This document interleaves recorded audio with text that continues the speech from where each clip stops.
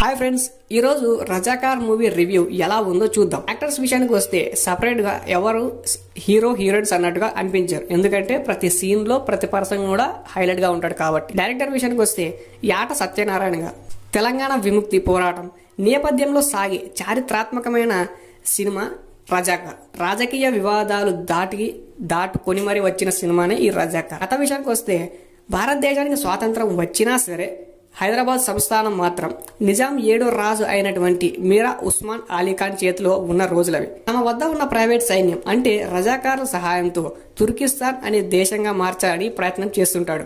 అప్పటి నిజాం ప్రధాని లాయక్ అలీఖాన్ తన రాజ్యంలో ఉన్న హిందువులను బలవంతంగా మత మార్పిడి చేయాలని ప్రయత్నం చేస్తుంటాడు. ఉర్దూని అధికారిక భాషగా ప్రకటించడం, తెలుగు, కన్నడ, మరాఠీ లాంటి భాషలను నిషేధించడం, మాట్లాడారు అని తెలిస్తే చాలు దారుణంగా హింసించడం. అప్పటి భారత హోంమంత్రి సర్దార్ వల్లభాయ్ పటేల్ గారు నిజాం దురాగతాలు తెలుసుకొని హైదరాబాద్ సంస్థానాన్ని భారత్లో విలీనం చేసేందుకు పోలీస్ చర్చకు సిద్ధపడతారు. మరి ఆ చర్చలు ఫలించాయా లేదా అనేది మూవీ చూస్తేనే బాగుంటుంది.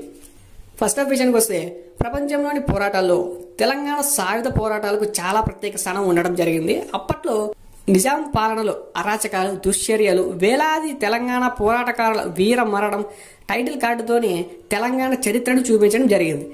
అక్కడి నుండి రజాకార దుశ్చర్యలను చూపిస్తూ సినిమాలోకి తీసుకెళ్తారు.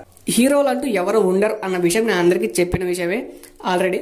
ప్రతి 15 పావు గంటకు ఒకసారి ప్రతి ఓ శక్తివంతమైన పాత్ర కనిపించడం, మెప్పించడం ఇవన్నీ తెలిసిన కథలే అయినా స్క్రీన్ మీద చూపించినప్పుడు మనలోని రక్తం మరిగి సలసల మరుగుతూ ఉంటుంది అనమాట.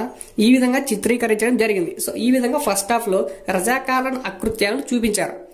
ఇకపోతే సెకండ్ హాఫ్ విషయానికి వస్తే రజాకారులకు నిజాం ప్రభుకు ఎదురు వెళ్లడమే జరుగుతుంది. ఈ క్రమంలో పైరాన్పల్లె వాసుల సాయుధ పోరాటం హైలైట్.